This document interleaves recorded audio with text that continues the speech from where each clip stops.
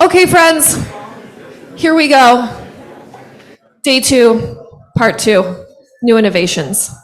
So we're going to hear from 3 presenters before our lunch break. Our lunch is scheduled at 12:30. People have been talking about AEM and all of that stuff. So Stephen's going to give us a little more detail on that. How the format is going to work is presentations will go for around somewhere between 12 to 15 minutes, and then we've got about 5 minutes to do some Q&A, and then we'll switch to the next presenter. So we'll run mics for Q&A. Sound good? Okay. Stephen, you're up. All right. Well, thank you. Good morning, everyone. Again, my name is Stephen Springhorn. I work for the California Department of Water Resources in our Sustainable Groundwater Management Office.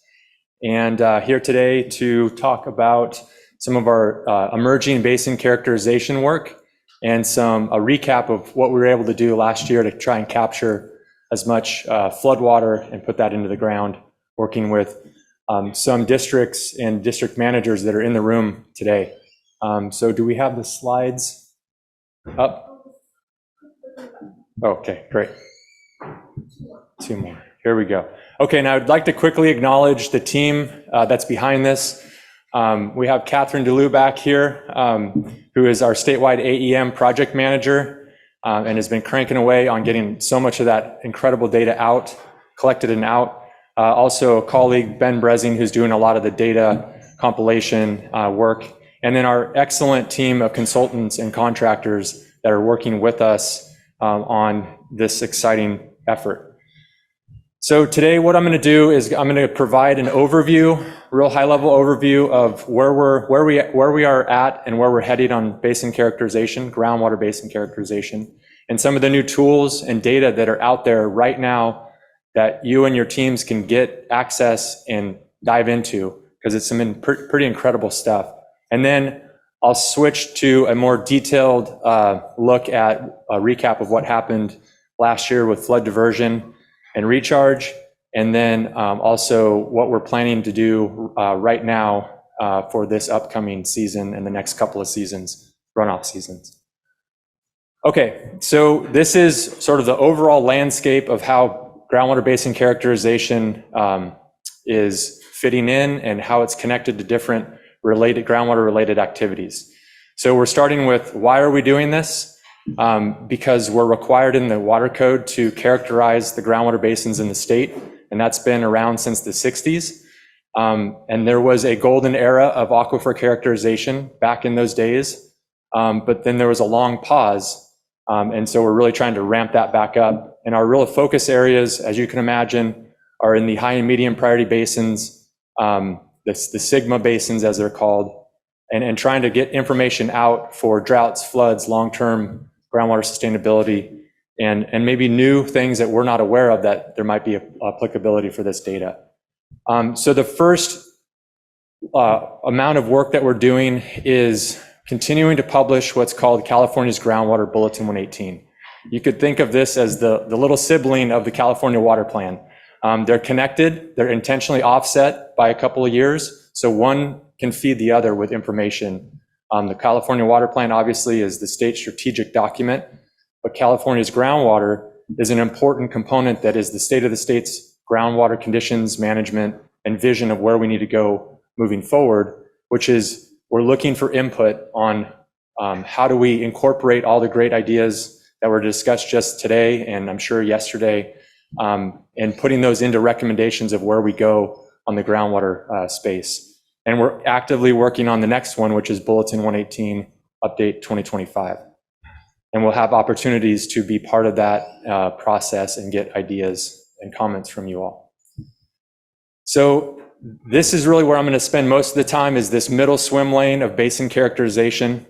So this is really the engine that's going to be driving a lot of new, or already has, but will continue to drive a lot of new information, analysis, and products that we're putting out for all of you and many others to take and run with it and apply locally. So it's super important that we hear what are the most important data sets, what are the applications for those data, so that we can tailor where we're headed with this new emerging effort in the best way possible. So I was thinking back to Mr. Cameron's comments about we need sort of the emphasis on groundwater basins and recharge like we had in the dam building days. And there was, as I mentioned, a golden age of aquifer characterization back in the 60s, 70s, and 80s. And a lot of that was done by DWR. And some of the fundamental work on identifying groundwater basins was done across a large part of the state. But then that went dormant for a long time, lack of resources and emphasis on groundwater as those dams were being built, aquifers or the aqueducts were being built. But we know with Sigma and everything else, droughts and floods, groundwater is just as important, and we have a huge potential to use our natural infrastructure, our groundwater basins, which are order of magnitude more in the form of storage capacity than all of our built infrastructure, surface water infrastructure combined. So a big shot in the arm and getting more momentum on this effort was our statewide AEM surveys. I'll talk more about that.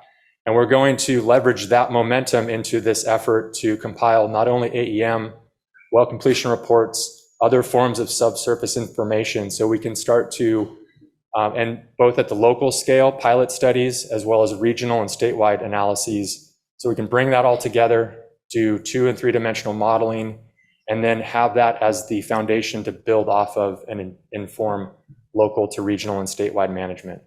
And connect to some of the other things that legacy models like C2V Sim, our team that's cranking out the watershed studies, we're trying to have each other, inform each other on what's needed, how we can collect it, so then it goes into those downstream modeling applications so they're informed as possible. And then not to lose sight of sort of the foundation of all of it is data collection and stewardship. So we have to keep the lights on here, because if we don't have the foundational data sets that feed into analysis or characterization, and then up to the higher level, reports. And so we have a dedicated team that stewards these massive statewide data sets of this new geophysical data sets, our statewide well completion report data set that's been around for decades, our statewide groundwater elevation data set, CASGEM, and the list goes on, working with our partners, sister agencies. And we have new funding to keep those going and enhance the data that we're collecting. There's an economy of scale for us to do it at the state and provide it to the locals.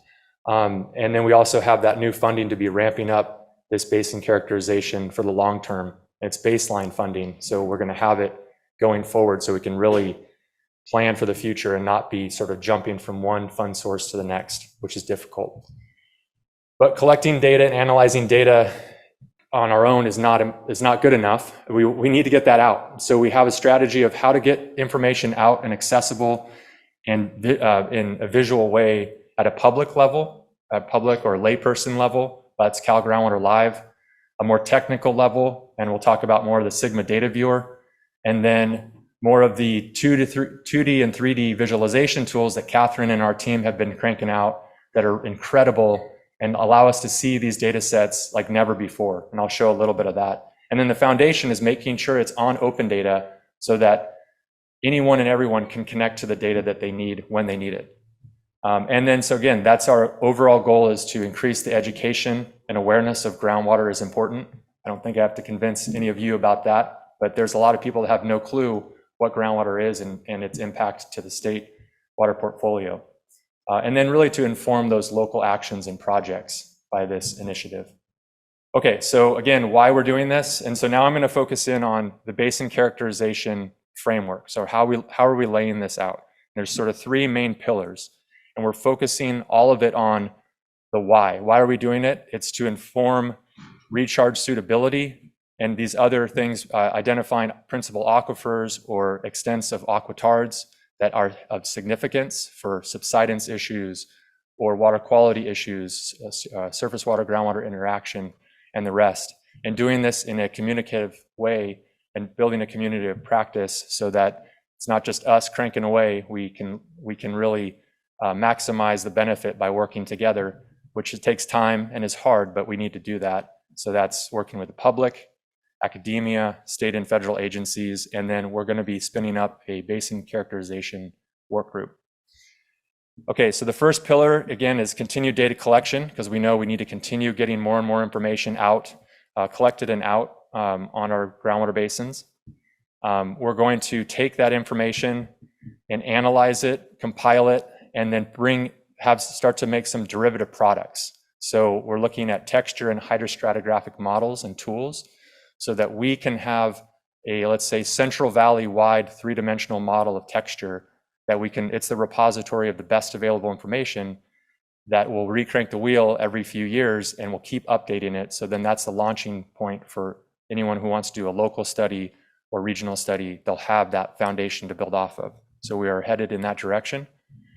And then again, trying to visualize that data better than before, because at DWR, we sit on a mountain of information, but many times, it's really hard to find and see. So we're trying to, and I'll show you a few of these really neat new visualization tools to start to see some of the patterns as we compile or overlap some of these data sets.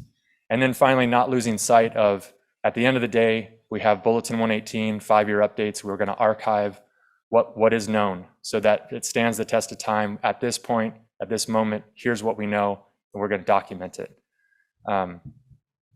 So now I'm going to go into a little bit of detail on each one of those key pillars. And it was mentioned earlier that we are almost at a very important milestone. And I just want to do a huge shout out to Catherine for her leadership of the AEM statewide effort. We are within days of the entire statewide AEM project being surveyed or completed, which is a fantastic accomplishment.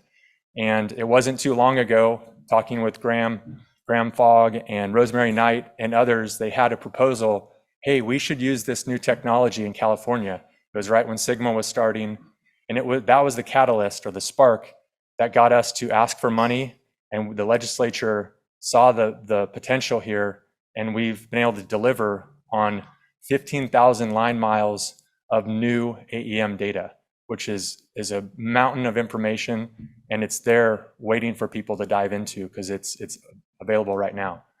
And what that means is it's not just the AEM transects, there's a ton of that, but it's also almost 14,000 digitized well completion reports, high quality logs that are now in a much more digitally friendly or digestible way. It's almost 1,200 borehole geophysical logs. So this is a huge new data set that we can all utilize going forward. And that data is on open data, and it's there right now for use. So I would encourage you to take a look at that and ask us questions if you have any on that important data set. And at the end of this month, we'll be done with that statewide survey, which is pretty exciting for the data nerds like myself, because we were able to get a lot more of data out there. Okay, so more data collection. We are going to be going towards pilot studies, again, to inform where we're taking the larger effort. We want to learn by doing at the local level.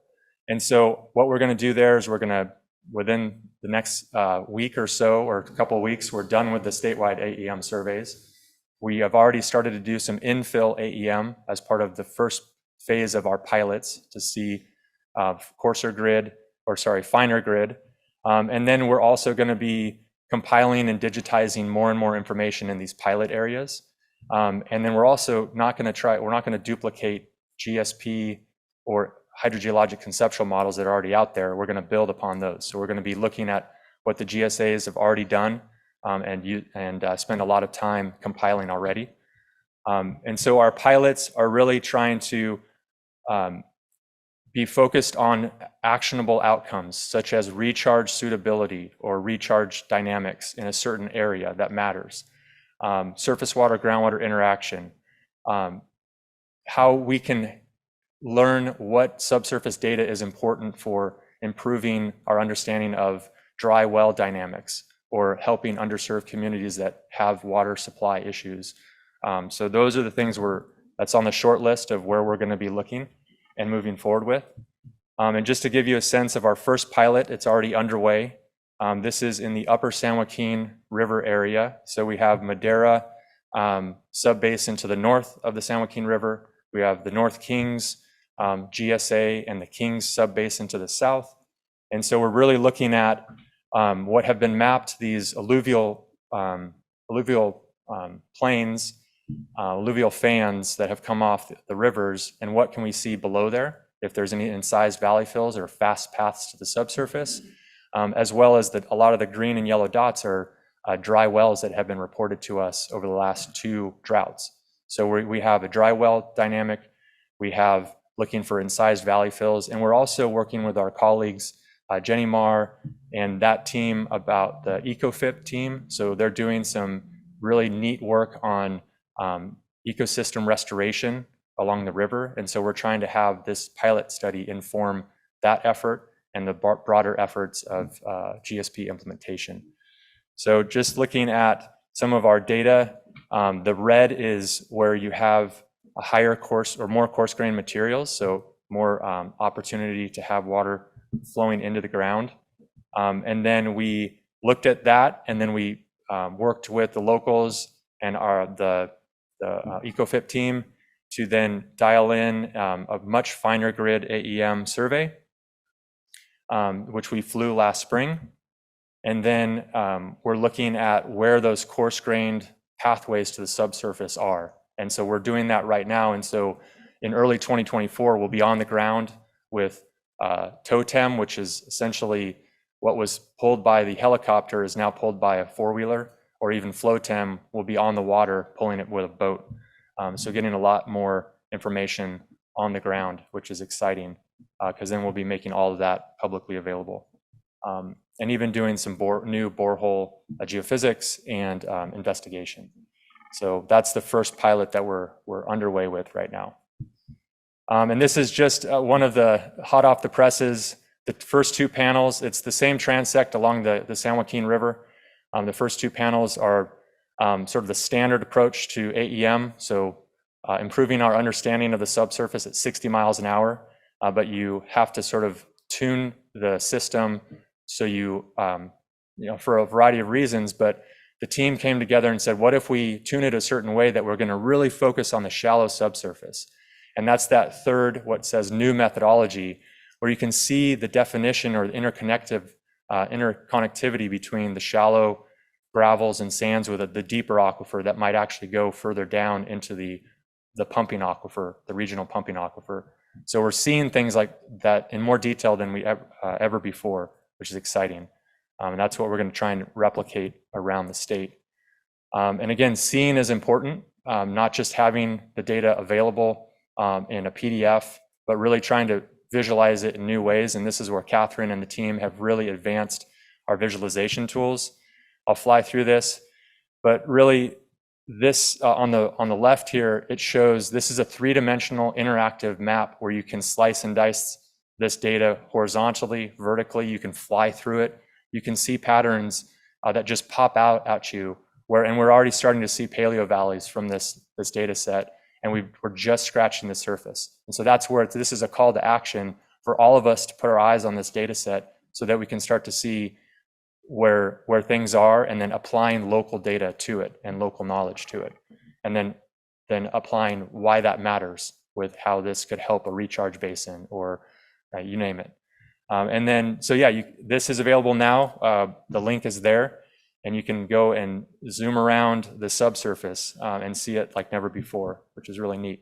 We also have a tool that the team built to look at it in a more traditional way, 2-dimensional way.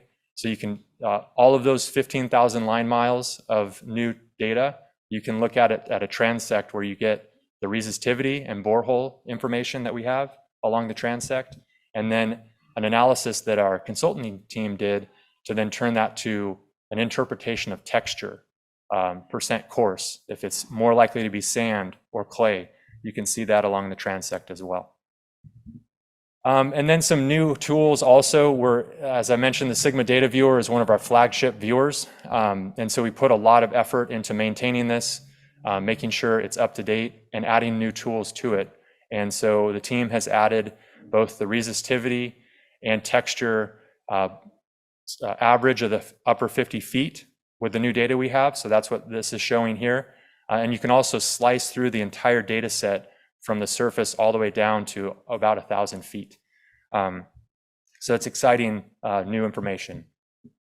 I'm going to skip this, and this just shows sort of a progression of what you can do now. You can overlay the resistivity with, we brought in the USGS CVHM texture model into this same environment, so you can see where that's percent coarse is. You can overlay the rivers, you can overlay infrastructure, GSA boundaries, and start to see how all that stacks up and look for opportunities. So again, that's all available right now.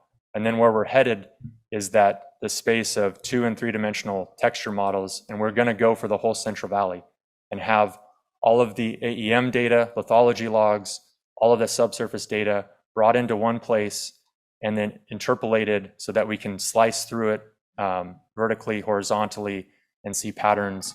And then that can be the foundation of updating regional models, watershed studies, and local models. So that's where we're headed there. And again, this takes a village, and a lot of people are already doing great work on this. And so we are going to be continuing to plug in to and coordinate with our federal partners, state partners, local and academic partners, and our DWR colleagues that are doing great work on flood-mar and watershed studies.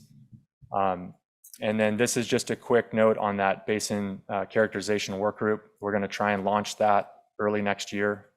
So if you're interested, please contact us, and we can get you on the list for more information about that.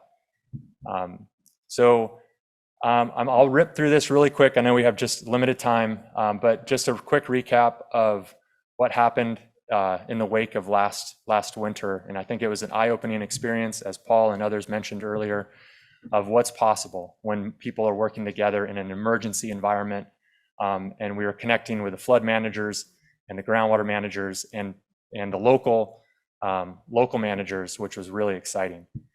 So as you all know, we had tremendous precipitation, runoff, flooding, which in this case, it was focused on the Tulare Basin and the reemergence of the lake. So we were really focused on the tributaries to the Tulare Lake to try and have as much flood diversion off those rivers as possible. And as we know, we have plenty of storage space in the aquifers down there. And so with some new data that we were trying to prioritize where the best rates might be and where the storage potential is or was. We were working with our flood ops groups and other entities to understand the water coming into the system, working with local districts like Fresno Irrigation District, Dawn, and the MAGSA GSA or the GSA, McMillan GSA, and others, Aaron Fukuda, to really take as much water off the system before it got to the lake bed. And then we were working with our colleagues that were really on the flood response side at the lake bed. So this is what it turned out to be. It was a very small step in a long journey, but it showed that what is possible. We were able to use flood disaster funds to enhance flood diversion, which also had the recharge benefit. And we were able to leverage that work and that work and idea into significantly more money this season. So that's where, if you have opportunities to divert flood water, enhance recharge, reduce flood risk, have benefits to underserved communities, please come talk to me, because we are actively looking for those shovel-ready, fast path type of projects that we can work on this season and over this season and the next 2 seasons. So that is really exciting. And there's temporary pumps part of that, and then land clearing to clear land so it's ready for flood diversion and recharge. So I'll leave it there. We are right in the middle of preparing for this season with our flood colleagues, with our flood-mar colleagues at the department and others across the state to be ready to take advantage of the water, and working with our colleagues at the board. So I'll stop there. And sorry for going so fast, but there's a lot of exciting stuff going on. Okay, thanks. Stephen, thank you. Maybe we'll do one question. We're tight on time, but I do want to plug that Stephen and Catherine gave an excellent Lunchmore talk just a week ago, and the recording is posted to your website. One question for Stephen, a fast one. Anyone? If your data was translated into Rolodex form, how would it compare to the Rolodex in the state board basement? Oh, man. No, just kidding. Here's Jesse. Okay. Hi, Jesse with the Almond Board. You had big numbers up there. I saw 4.4 million acre feet off the Kings River. Was that the total? What was that number, or what were those numbers? Yeah, sorry for going so fast. That was the total runoff, just to show the magnitude and how historic the runoff was coming into the valley last year. And so what we were doing was just a fraction of trying to supplement or enhance what the locals were already doing. And they were on it, and they were trying to divert and recharge anywhere they could. So that is just the runoff that's coming into the valley. What we were able to do is just enhance what the locals were already doing with pumps and all of that. And so we're going to be building on that. So what we did was maybe 5% of the overall flood diversion and recharge of what the locals were doing. And it was mentioned the locals are the engine of action, and we're just trying to help them do more where they can in this flood contingency setting that we did and are building off of. Okay, thank you. Thank you, Stephen. Christine.